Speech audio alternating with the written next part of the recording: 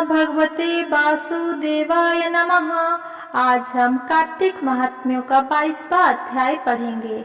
22वां अध्याय की जब लिखने लगा हूँ बात, श्री प्रभु प्रेरणा प्राप्त कर कमल आ गई हाथ। राजा पृथ्वी ने नारद जी से पूछा, हे देवर्षि, कृपया आप अब मुझे ये बताइए कि वृंदा को मोहित करके विष्णु जी ने क्या किया और फिर वो कहाँ गए।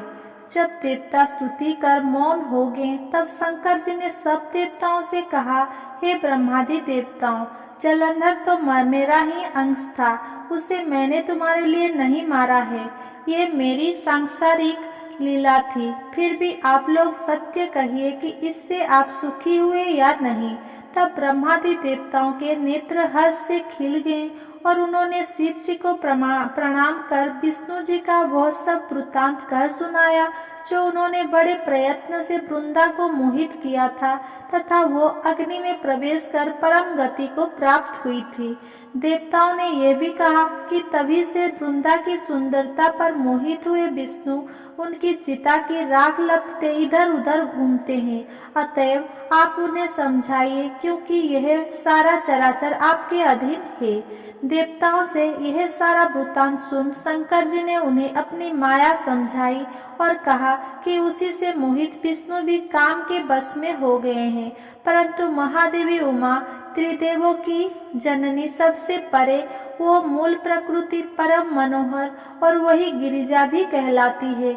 अतएव विष्णु का मोह दूर करने के लिए आप सब उनकी शरण में जाइए। शंकर जी की आज्ञा से सब देवता मूल प्रकृति को प्रसन्न करने चले। उनसे उनके स्थान पर पहुंचकर उनकी बड़ी स्तुति की। तब यह आकाशवाणी हुई कि हे देवताओं, मैं ही 3 प्रकार से तीनों गुणों से पृथक होकर स्थित सत्य गुणों से गौरा, रजोगुणों से लक्ष्मी और तमोगुणों से ज्योति रूप हूँ। अतएव अब आप लोग मेरी रक्षा के लिए उन देवियों के पास जाओ, तो वे तुम्हारे मनोरथ को पूर्ण कर देंगे। ये सब सुनकर देवता भगवती के वाक्यों का आदर करते हुए गौरी, लक्ष्मी और सरस्वती को प्रणाम करने लगे। तब देवताओं ने भक्ति पूर्वक उन सब देवियों की प्रार्थना की। उस स्तुति से तीनों देवियां प्रकट हो गई। सभी देवताओं ने खुश होकर निवेदन किया। तब उन देवियों ने कुछ बीज देकर कहा, इसे ले जाकर वो दो तो तुम्हारे सब कार्य सिद्ध हो जाएंगे। ब्रह्मादि देवता उन बीजों को लेकर विष्णु जी के पास गए। वृंदा की चिता भूमि में डाल दिया। उससे धात्री, मालती और तुलसी प्रकट हुई। विधात्री के बीज से धात्री, लक्ष्मी के बीज से मालती और गौरी के बीज से तुलसी प्रकट हुई। विष्णु जी ने जो ही उन स्त्री रूप वाली वनस्पतियों को देखा तो वे उठ बैठे। कामासक्त चित्त से मोहित हो उनसे याचना करने लगे। धात्री और तुलसी ने उनसे प्रीति की। विष्णु जी सारा दुख भूल देवताओं से नमस्कृत हो अपने लोक वैकुंठ में चले। वो पहले की तरह सुखी होकर शंकर जी का स्मरण करने लगे। ये आख्यान शिव जी की भक्ति देने वाला है। इसका अध्याय। नारद जी बोले, हे राजन, यही कारण है कि कार्तिक मास के व्रत का उद्यापन तुलसी की जड़ में भगवान विष्णु की पूजा की जाती है। तुलसी भगवान विष्णु को अधिक प्रियतमा प्रदान करने वाली बनी हुई है। राजन, जिस घर में तुलसी वन है वो घर तीर्थ स्वरूप है। वहाँ यमराज के दूत नहीं आते। तुलसी का पौधा सदैव सभी पापों का नाश करने वाला और अभीष्ट कामनाओं को देने वाला है।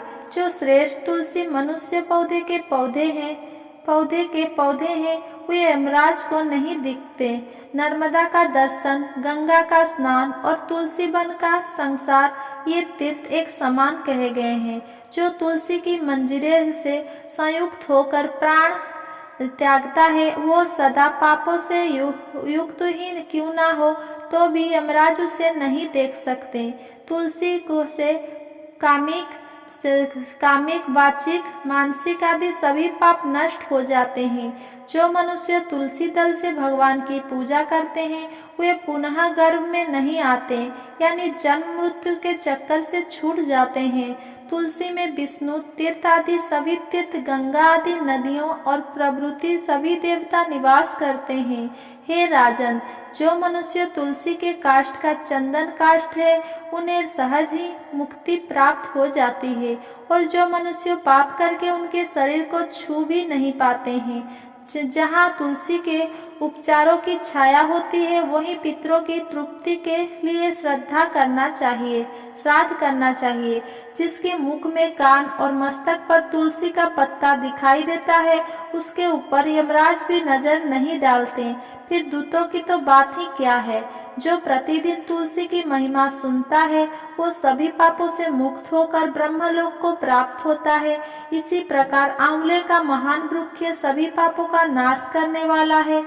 आंवले का वृक्ष भगवान विष्णु को प्रिय है। इसके स्मरण मात्र से ही मनुष्य गोदान का फल प्राप्त होता है। जो मनुष्य कार्तिक आंवले के वन में भगवान विष्णु की पूजा करते हैं और आंवले की छाया में भोजन करते हैं, उनके भी पाप नष्ट हो जाते हैं। आंवले की छाया में इंसान जो भी पुण्य करता है, वो कोटि गुना हो जाता है। जो मनुष्य आंवले की छाया के नीचे कार्तिक में ब्राह्मण दंपति को एक बार भोजन कराने वाला स्वयं भोजन करता है, वो अन्न दोष से मुक्त हो जाता है। लक्ष्मी प्राप्ति की इच्छा रखने वाले मनुष्य को सदैव आंवले से स्नान करना चाहिए। नवमी नक्षत्र, सप्तमी, संक्रांति, रविवार, चंद्रमा और सूर्य ग्रह के दिन आंवले से स्नान नहीं करना चाहिए। जो मनुष्य आंवले की छाया में पिंडदान करता है, उसके पितृ भगवान विष्णु के प्रसाद से मोक्ष की प्राप्ति होती है। जो मनुष्य आंवले के फल और तुलसी दल को पानी में मिलाकर स्नान करता है, उसे गंगा स्नान का फल मिलता है। जो मनुष्य आंवले और फलों की पूजा करता है, उसे स्वर्ण मणि और मोतियों की पूजा करने से फल की प्राप्ति होती है। कार्तिक मास में जब सूर्य तुला राशि में होता है, तब सभी तीर्थ, ऋषि, देवता और सभी यज्ञ आंवले के वृक्ष में होते हैं। जो मनुष्य द्वादशी तिथि को तुलसी दले और कार्तिक में आंवले की छाया में भोजन करता है, वो एक वर्ष एक अन्न संसर्ग से उत्पन्न पापों का नाश हो जाता है। जो मनुष्य कार्तिक में आंवले की जड़ में विष्णु जी की पूजा करता है, उसे श्री विष्णु जी की पूजा का फल प्राप्त होता है। आंवले और तुलसी जी की महिमा का वर्णन करने में श्री ब्रह्मा जी भी समर्थ है। इसीलिए धात्री और तुलसी जी की जन्म कथा सुनने से मनुष्य अपने वंश सहित भक्ति को पाता है। अगर मेरा ये वीडियो आपको पसंद आया हो तो मेरा वीडियो को लाइक, कमेंट, शेयर करें और मेरा चैनल को सब्सक्राइब करें। धन्यवाद।